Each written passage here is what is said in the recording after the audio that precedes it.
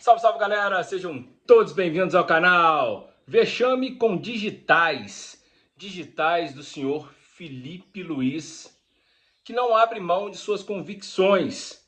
Vexame esse que já vinha se anunciando, que ia se repetir após os vários jogos ruins, patéticos, que veio fazendo desde que iniciou a temporada de 2026. Ele não abre mão de suas convicções, ele é teimoso, arrogante, soberbo. Para muitos do elenco, segundo informações, paneleiro. Isso mesmo, paneleiro. O que é paneleiro no futebol? O cara que tem seus escolhidos. Tem a panelinha, igual que a panelinha de gente do colégio, da faculdade, que tem aquele grupinho. É isso. O time segue em queda livre desde o início da temporada. O jogo de ontem contra o Lanús apresentou desde o início uma escalação estapafúrdia, uma escalação surreal. Quando eu vi a escalação, não acreditei. Desde o começo, já era certo que ia dar merda, que ia dar ruim. Começou errado pela escalação e foi até o final do jogo da mesma forma. Ruim, péssimo. Só chegou a prorrogação por conta de um pênalti inventado pelo juiz já nos acréscimos na segunda etapa. O primeiro foi pênalti, o segundo não foi pênalti. Desde o início da escalação, onde já sabíamos que ia dar errado. Não tinha como dar certo. O ataque com jogadores como Prata, Samuel Lino, Carrascal e Arrascaeta em má fase, fora de forma, nítido. Com esses 4 jogadores alérgicos a gol, Lino, Prata e Carrascal, jogadores que não fazem gol. Um time precisando de vencer por 1 gol de diferença para levar a prorrogação e 2 para ser campeão direto, jogando em casa, com mais de 70 mil torcedores, entrar com um ataque com Prata, Lino, Carrascal, não quer vencer. Depois, continuando o desastre da escalação, sem contar com o absurdo que foi essa escalação, ele simplesmente tira o Alexandro da lateral esquerda e entra com o Ayrton Lucas, o pior jogador da era que o Flamengo tem dinheiro para contratar. É simplesmente o pior jogador. É mal na marcação, mal no ataque, mal na recomposição, mal cruzando. Ele é horrível. Defensivamente é aquele famoso lateral mochila, lateral avenida. Não ganha uma. Ele é muito ruim. E foi protagonista junto com o goleiro Rossi do gol patético, bizarro, bizonho do Lanús. Uma entregada de bola assim surreal. O Flamengo, quando recebe a bola do chutão do goleiro do Lanús, o Rossi recebeu ela sozinha, tocou no Ayrton Lucas, que tinha um corredor enorme para ele subir com a bola, ou então tocar no Lino. Ele simplesmente voltou a bola fraca para o Rossi. Aí deu no que deu, 1-0 Lanús. Uma entregada bizonha de um dos jogadores que nunca deveriam ter sido contratado para vestir a camisa do Flamengo.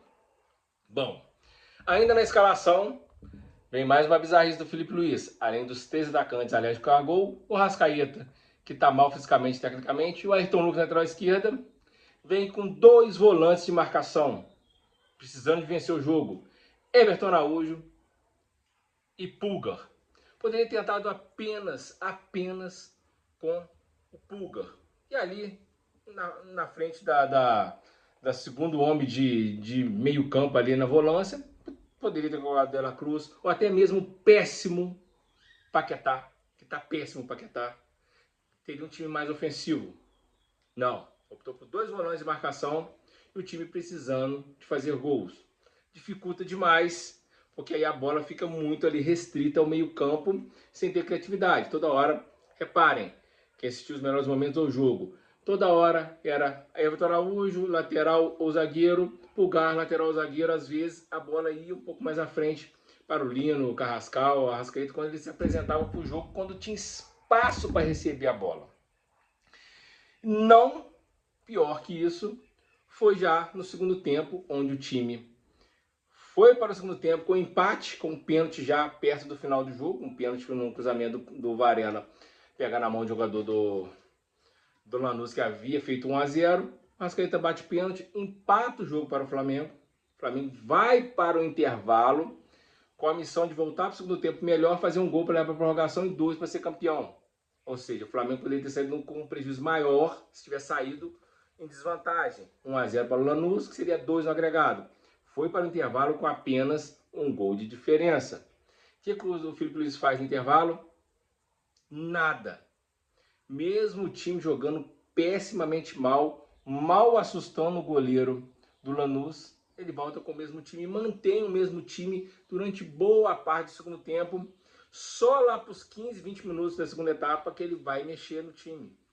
Aí ele coloca o Jorginho, que está fora de forma. O Jorginho estava lesionado também, tinha feito tratamento dentário. Então estava apto para jogar o jogo todo. Mas talvez poderia ter entrado de começo, de entrada, junto com o Pulga, para poder o time fazer os gols enquanto está mais leve, mais descansado, sem estar tendo que correr, porque o campeonato estava muito pesado, muita chuva no Rio de Janeiro. Campo pesado, soltando lasca de grama, tudo dificulta na chuva. Aí ele põe o Jorginho, melhor, dá uma melhor acentuada no time. O time melhora assim drasticamente. Aí entra o Pedro também e o Pedro entrou mal. Aliás, o Pedro está mal desde o ano passado. Entrou mal demais o Pedro, mais atrapalhou. E ele entra também com o Cebolinha, né? Não sei porque o Cebolinha não entrou titular.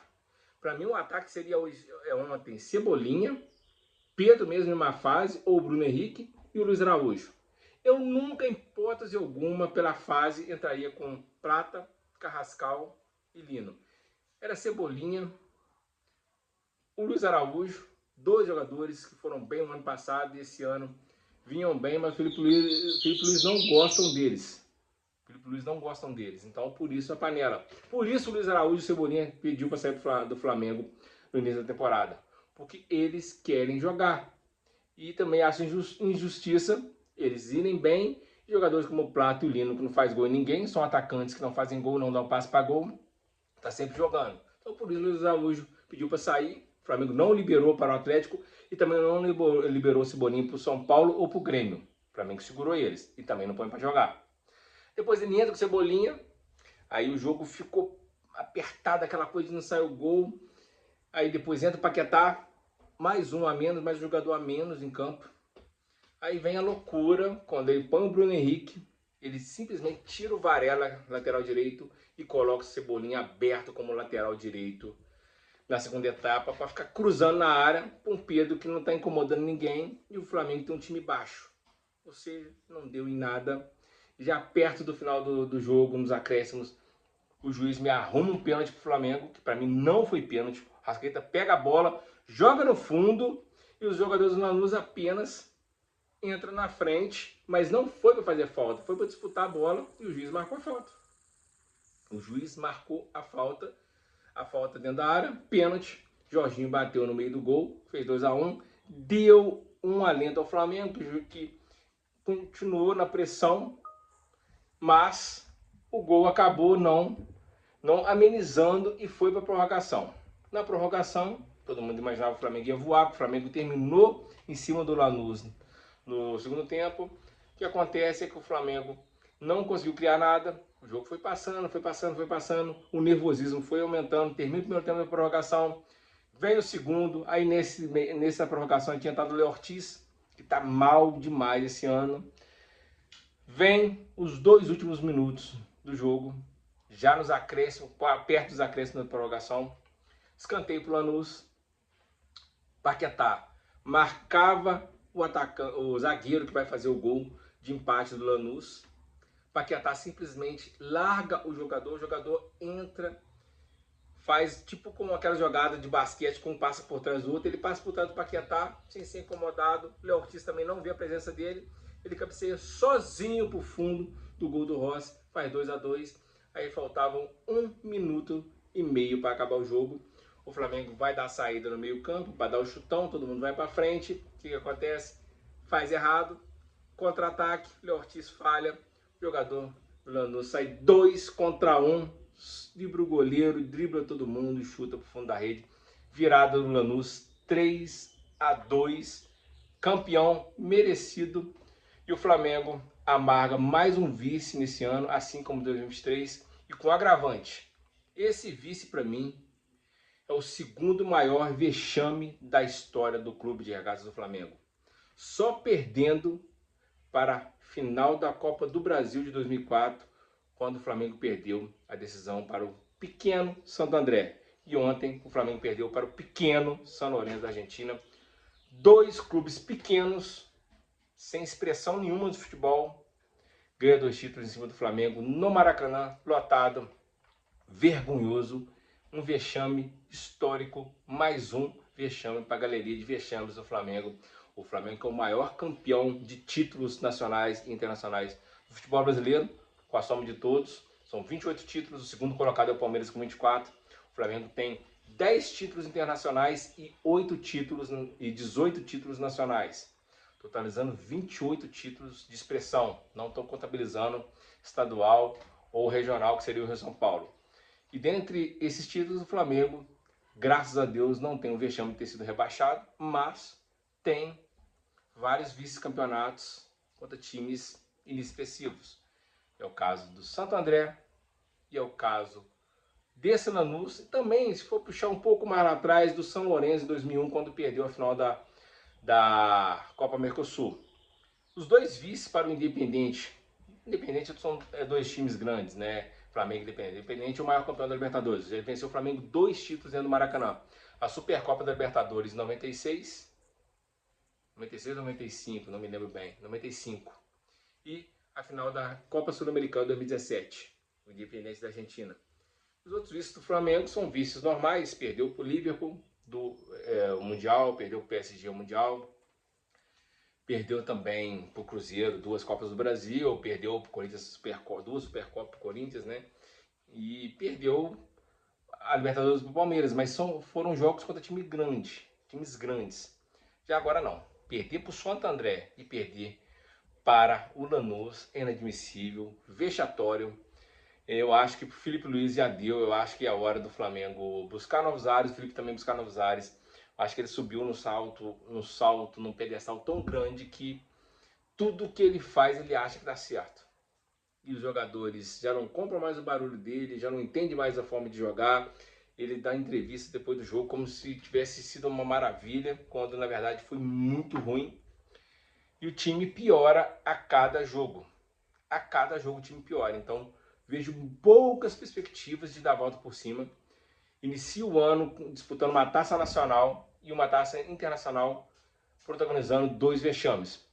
2 vexames, o do Lanús, por perder para um time pequeno, não ter jogado nada, e contra o Corinthians por não ter jogado nada.